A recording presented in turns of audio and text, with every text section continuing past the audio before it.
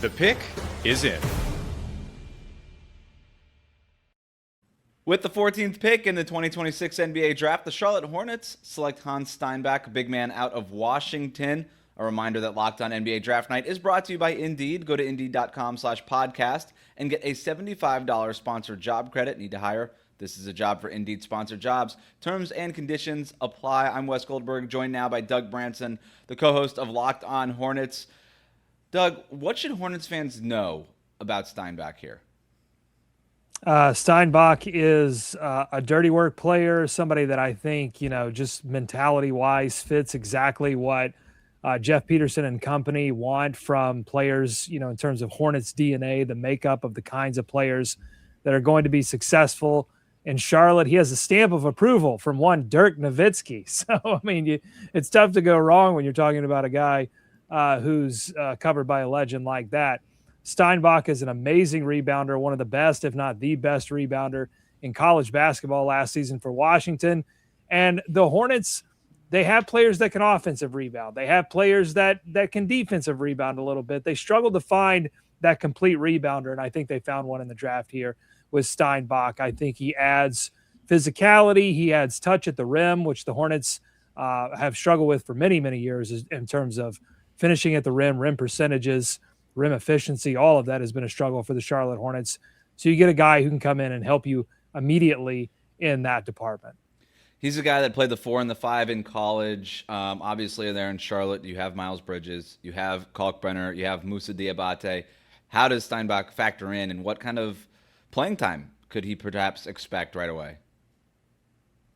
Yeah, it's interesting. I think Moussa outworked everyone last season, including Kalkbrenner, for the starting job, but Moussa is limited by his size, just raw height. He could get outplayed by bigger centers, but it'll be interesting to see with Steinbach because, one of his weaknesses, I think, is rim protection. And so Moussa is a more switchable big. Steinbach doesn't really project out. He's more like Kalkbrenner in that respect. He's not very switchable defensively.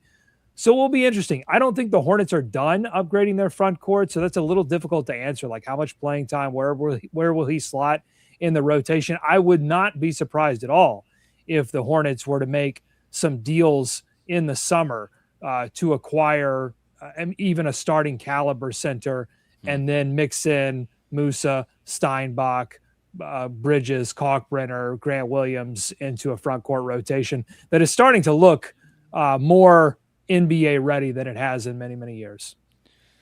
The other part of this team, this team is built around the perimeter guys, Con Knippel, LaMelo Ball, Brandon Miller. How does Steinbach help unlock what those guys do at their best? It's just giving you more of what Moussa Diabate was providing last season, which is just opportunities to grab offensive rebounds and then kick out to those shooters.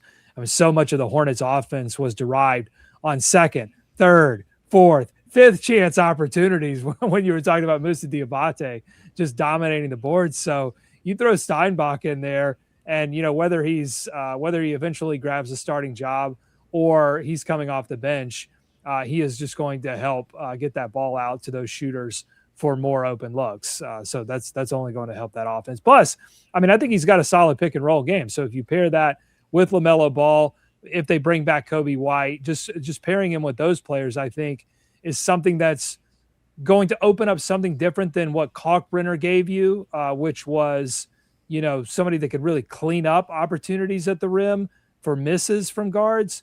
But I don't know that there was much of a pick and roll game there with Moussa Diabate. He was doing a little bit of cleanup work. There was a little bit of, he improved his passing for sure. But I think that's also an underrated skill for Steinbach is his passing. So, hitting him on the roll and then kicking out to the corner for those secondary shot creations. I think it's all there for a Hornets offense that was already stellar in that back half of the year. I think it gets better with Steinbach. That Charlotte Hornets offense, a lot of fun to watch. Not as fun to listen to, though, as Locked On Hornets. For more on the Charlotte Hornets, subscribe to Locked On Hornets wherever you get your podcasts. Thanks, Doug.